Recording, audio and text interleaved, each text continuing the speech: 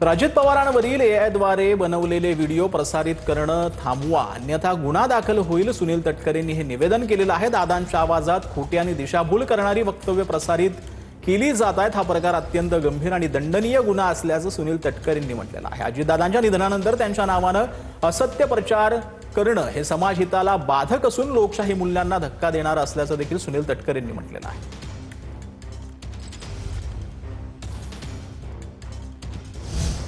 तर सुनेत्रा पवारांना राष्ट्रीय अध्यक्ष करण्यासाठी 35 आमदारांनी सह्या केलेल्या आहेत. सह्या करणारे 35 आमदार दादांच्या विचाराचे आहेत असं रोहित पवार यांनी म्हटलंय.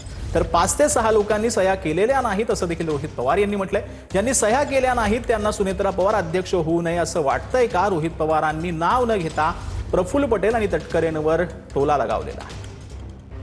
आमदारांनी सह्या केल्या नाहीत, मग त्या आमदारांचं काय? म्हणजे त्यांचं दुमत आहे असं म्हणावं की ते तुमच्या संपर्कात आहे असं म्हणावं?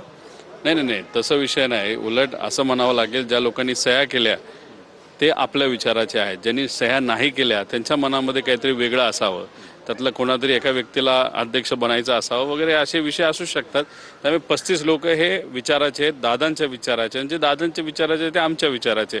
त्यामुळे त्या 35 लोकांवर कोणाचाही न सामान्य लोकांचा, त्यांच्या मतदारसंघातल्या लोकांचा आक्षेप नाही.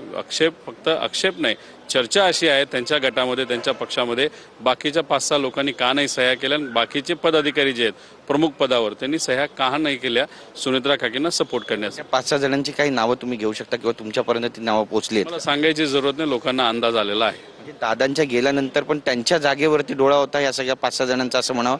नवीन माहिती आहे महाराष्ट्राच्या राजकारणात. त्यांच्या पक्षामध्ये चर्चा आहे त्या बाबतीतली, आणि हेही असेल. आता त्यांच्या पक्षामध्ये जास्त लक्ष देणं हे माझ्यासाठी योग्य नाही, पण बाहेर जी चर्चा आहे की आम्ही लोकात असतो, लोकात जी चर्चा आहे ती फक्त आम्ही बोलून दाखवतो. विलिनीकरणाच्या चर्चा आता थांबलेल्या आहेत, किंबहुना त्या होतील किंवा नाही होतील हा देखील तितकाच मोठा. दादांसोबत नेमकं काय घडलंय हे सत्य जगासमोर यायला हवं आणि त्यासाठी सतत लढत राहणार असा सुद्धा पवित्रा त्यांनी घेतला. कॅमेरा पर्सन किशोर भोवडचा, गिरीश गायकवाड, TV9 मराठी, मुंबई.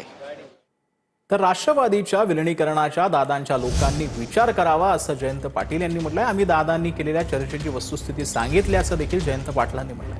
अजितदादांची इच्छा काय होती यावर आम्ही बोललो असं देखील जयंत पाटील यांनी म्हटलं.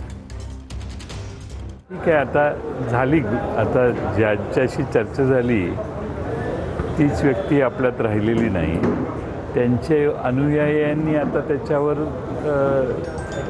त्या बाजूच्या लोकांनी विचार करायचा. दादांची इच्छा काय होती यावर आता आम्ही सगळे बोलून झालेलो आहोत. आता परत त्याच विषयावर आम्ही बोलण्याची आवश्यकता आहे असं मला वाटत नाही. वेगळे प्रत्येकाची वेगळी कारणं असतात. परिस्थिती बदलल्यावर त्याचे फायदे तोटे या बाबतीत लोक विचार करत असतात. त्यामुळं आम्ही काय वस्तुस्थिती झाली ती सांगितली. तर राष्ट्रवादीच्या अमोल मिटकरींचा विधान परिषदेचा कार्यकाळ संपणार आहे. अमोल मिटकरींबाबतचा निर्णय कोर कमिटी घेईल असं प्रफुल्ल पटेल यांनी म्हटलं. विधान परिषदेच्या जागेसंदर्भात आता कुठलंही भाष्य करणार नाही असं पटेल यांनी म्हटलं आहे. आम्ही कुठल्याही पुढच्या जे काही जागा येईल याच्याविषयी भाष्य आता करणार नाही.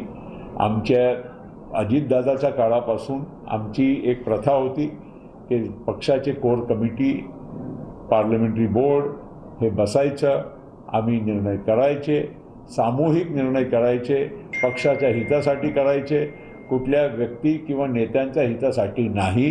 ही आमची प्रथा अजितदादांनी सुरू केली होती आणि त्याला आजही पाळणार आणि उद्याही आम्ही सगळे सामूहिकरित्यानं